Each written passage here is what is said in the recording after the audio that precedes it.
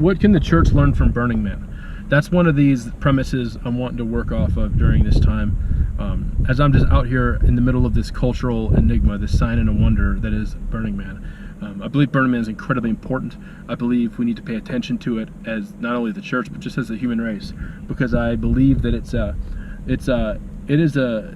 a cultural sign and a wonder that's a sign not only of the times, but I just believe there's something in it. It's a burning bush of sorts, to where, I don't know, I've been just meditating on what Burning Man is, what it means, and I haven't even been yet, so I'm sure it's going to evolve and change, and there's going to be a metamorphosis, which is 2019's theme for Burning Man. And what Burning Man has done is created an atmosphere for freedom and for creativity to thrive.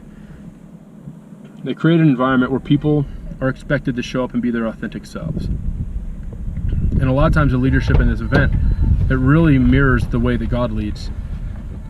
God creates an atmosphere for mankind to have freedom, and he provided the blood of Jesus so that we could be free from sin, so that we're unhindered. We could live for full righteousness, because it's for freedom that Christ has set us free. He set us free for freedom. He didn't set us free for bondage and for dead religion that gets us bound up and clenching our butt cheeks to try not to sin instead of walking and frolicking in the childlike freedom that Jesus paid for. No. It's a freedom. Burning Man provides an atmosphere of freedom. Now, some people, what they do with that freedom, they frolic about naked and do all types of stuff. But you know, that's the way God leads too, because I don't know if you're aware of that, but God lets people frolic about naked. Okay? Garden of Eden, anybody? You know what I mean? He lets people frolic about naked.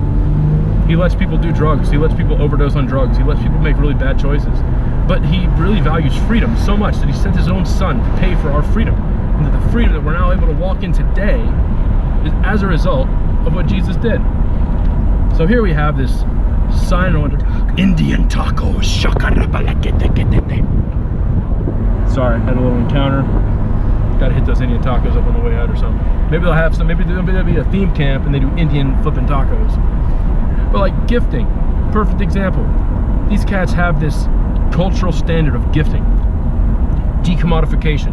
Giving selflessly. Like, yo, we need to sharpen up as a global church in some areas. In the area of gifting, learning how to give without expecting anything in return, learning how to serve and love people without even expecting like things like church membership or offerings or tithes or loyalty or anything. Giving freely, like this thing right here. Homeboy gave this to me for free, this little thing. And you know what?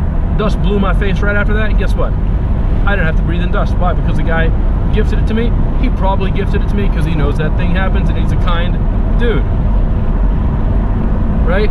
Gifting. We should be way better at gifting and decommodifying what we do.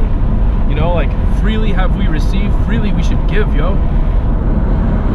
Anyway, so this is the first part of this series of me musing. This is a bit of an overview of my musing and the premise of what can the church learn from Burning Man. I believe we have a lot to learn from these guys, and I believe that the first step in reaching anybody with what you have is honor and respect and love. And so many Christians that I've talked to when I told them that I'm going to Burning Man, they're just full of fear, and they don't have honor for these people. They don't have any honor. They don't even honor the culture enough to look into it. Anyway, you might not even be able to hear me right now because of the wind, but I just wanted to check in and to put this out there. I'm really excited for what I'm about to learn from Burning Man. I'm really excited for what's on the other side of honoring these people and seeking out to go and just love them. And to show them the love of Jesus, and to be a dispenser of the grace of God. Any chance, any opportunity, any open door I get. And I'm going to bring you guys along on the journey, and I'm really excited to share it. And I'm really hoping that it impacts you and it inspires you to go out and to love and honor and respect people so that they can see the Jesus in you, you know?